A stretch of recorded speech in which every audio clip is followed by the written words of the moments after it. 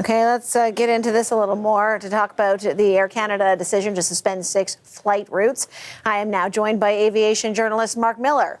Mark, good to have you on tonight. We often turn to you on issues of air travel. In this case, I guess not air travel, because these flights, these routes are stopped, at least for now. And Air Canada is blaming rising fuel costs. You surprised to hear that decision? I was caught off guard by this one, Sarah. I wasn't expecting this from Air Canada. The fuel shortage is actually much worse in Asia. Airlines there are already cutting back on many of their domestic routes, and it's pretty severe in Europe. We have been told they're going to run out of fuel in the next 6 weeks. But, while North America is having some challenges, fuel costs at JFK, I've been told, have basically doubled for what we call Jet A, the fuel that Air Canada and WestJet would burn. Now, there's an opportunity there for Air Canada to maybe, trim back some of their flights going in and out of there and try to push those loads onto other flights going into LaGuardia and going into Newark, which are 2 airports also in New York. So they're getting rid of one airport, JFK, and then, you'll still be able to get into New York from Montreal and Toronto. You're just not going to go to JFK at this point. And the other thing is, this doesn't happen until June 1st. So that's not to say that this whole thing gets fixed up in the next 6 weeks and prices start to drop and Air Canada reintroduces that route.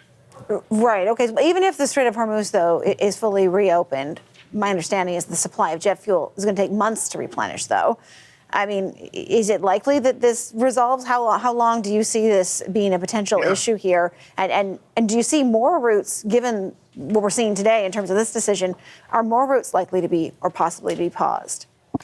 Well, let's deal with Air Canada first. And we don't know what's happening in the boardroom, what's happening with the strategic decisions there. They may have already been looking at that JFK route and wondering, is this thing a borderline route for us? Is this something we want to cut back on, reduce some of the trips from Montreal and Toronto and push these into LaGuardia so we reduce our footprint in New York? Obviously, having a desk there, an Air Canada desk, is expensive.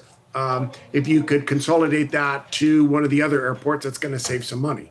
Now, the big problem is Europe, and we're heading into that busy travel season. My family, we're going to go to Italy this year, I think.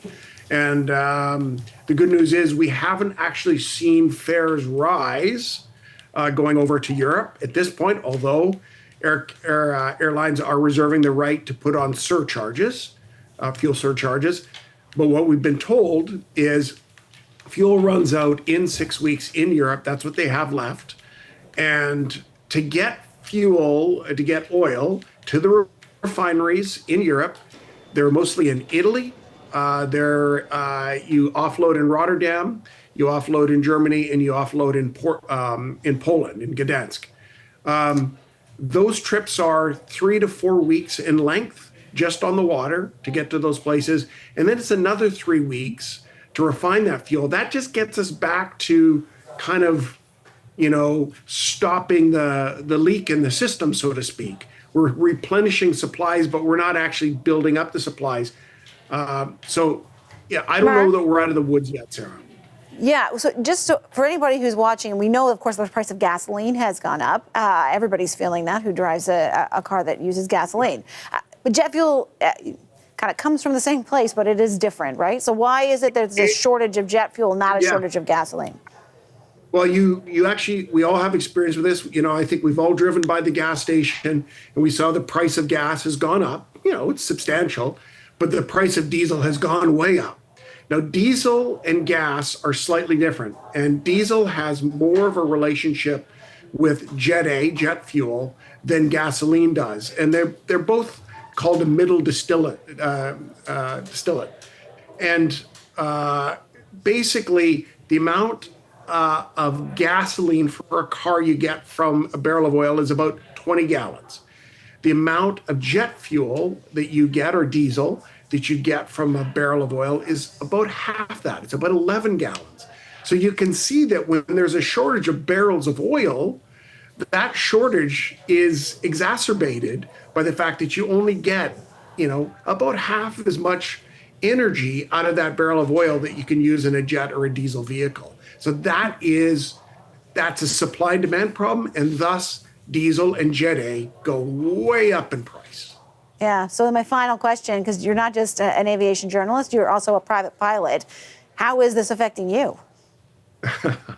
Yeah, I got a flight to Calgary in 2 days, and it's probably costing me about 25% more to fly to Calgary in my airplane. So I drive an electric car though, so I'm saving on going to the airport. It's evening out. Aviation journalist Mark Miller, thank you. Bye-bye.